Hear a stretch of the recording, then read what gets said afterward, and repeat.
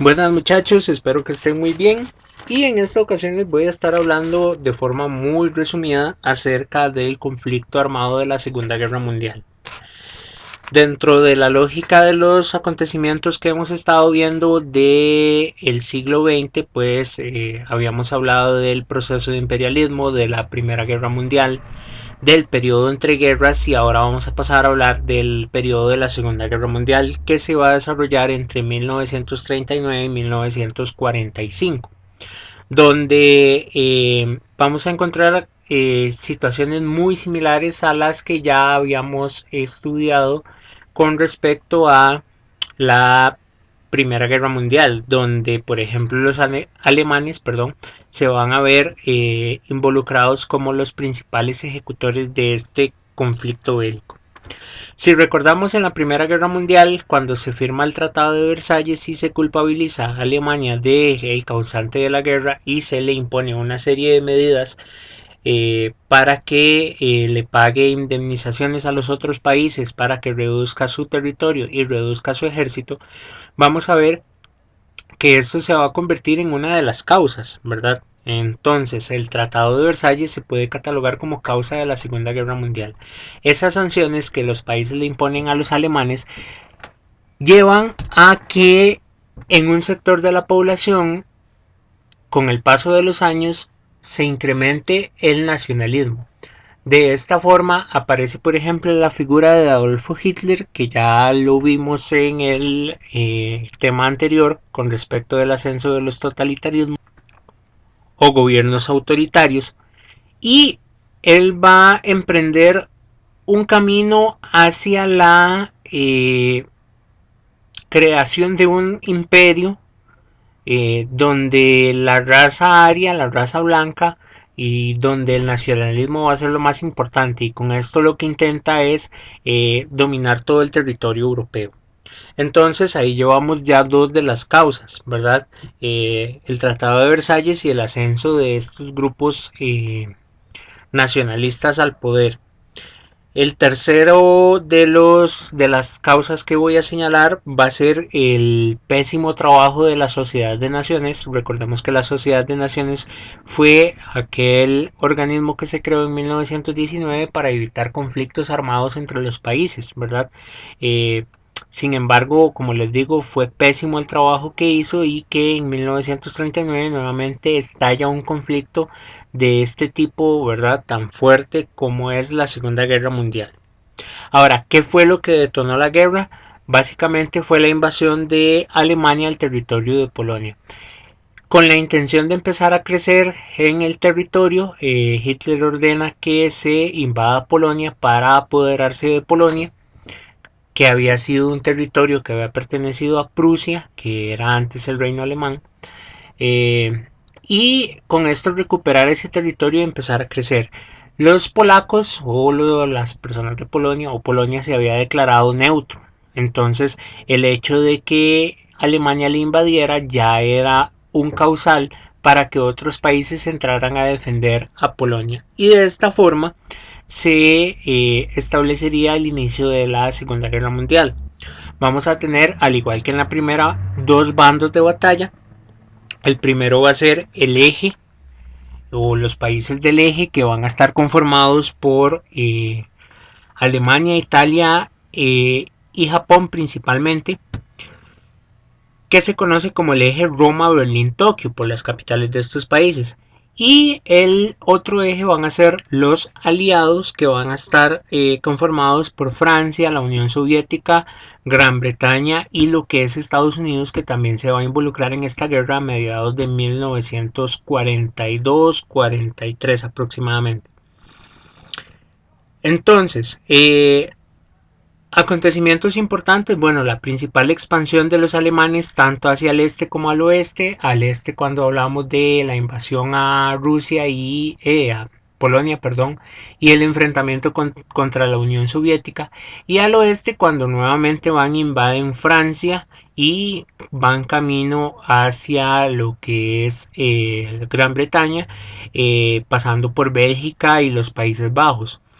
Entonces, Básicamente los aliados, al igual que en la Primera Guerra Mundial, se van a ver sumamente afectados por el avance de los alemanes. En determinado momento, y en uno de los mapas que está apareciendo se ve donde el imperio nazi prácticamente tenía todo el territorio europeo en su poder.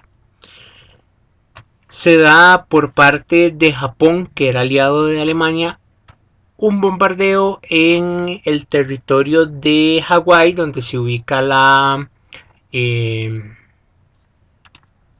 base naval de Pearl Harbor, que hace que en el Pacífico también inicie una guerra entre los Estados Unidos y los japoneses, ¿verdad? Dato curioso, dato interesante es que en esta época aparecen los kamikazes japoneses, que eran pilotos que se estrellaban contra cualquier espacio, contra cualquier nave o contra cualquier embarcación, y morían en ese momento, ¿verdad? Como parte de proyectil de guerra, se hacían pasar pues, o se utilizaban como proyectil de guerra. Y esto era porque la tecnología japonesa no era muy avanzada, entonces los aviones de guerra no alcanzaban muchas distancias, o el combustible no les daba para alcanzar muchas distancias, y entonces por cuestiones de honor, que es tradición de los samuráis, por cuestiones de honor y por morir por el país, por defender el país, entonces ellos morían como héroes, lanzándose contra una embarcación o contra una nave eh, contraria, ¿verdad? Entonces, para tener ese aspecto en cuenta. En 1944 se da lo que se conoce como el Día D, que es el desembarco en Normandía, donde los aliados desplazan a una serie de tropas, principalmente soldados estadounidenses, eh, que desembarcan en un puerto en el norte de Francia, en el puerto de Normandía, e inician un recorrido hacia recuperar todo el territorio francés que estaba ocupado por los alemanes. Esto se conoce como el principio del fin de la guerra. Yo sé que suena curioso, pero así se conoce. Donde entonces el cuerpo de los aliados empieza a recuperar territorios y empieza a empujar a los alemanes hacia atrás, hacia Alemania. Por el otro lado, el ejército de la Unión Soviética también venía empujando a los alemanes, que en un invierno intentaron llegar a Rusia. Sin embargo, las temperaturas frías extremas impidieron que lograran su cometido, teniendo una pérdida. Entonces ya Alemania estaba cercado tanto por el este como por el oeste por el grupo de los aliados.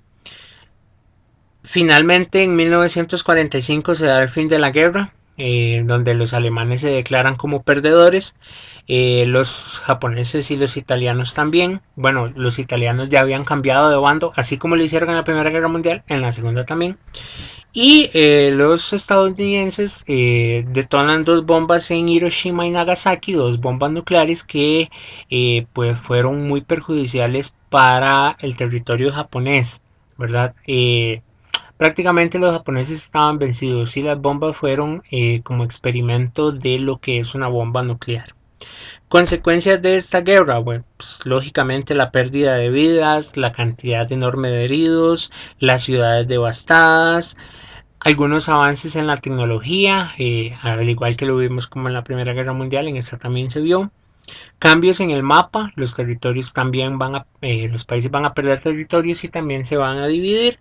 Por ejemplo, Alemania queda dividida en Alemania Oriental y Alemania Occidental, una bajo el cargo de los soviéticos y otra bajo el cargo de los aliados, y esto va a permanecer hasta 1990-91, y el inicio de la Guerra Fría, que va a ser este conflicto entre las ideologías capitalistas y socialistas que se van a enfrentar a partir de 1945-49 y hasta 1991, según lo que nos cuenta la teoría, pero eso después lo vamos a estar viendo.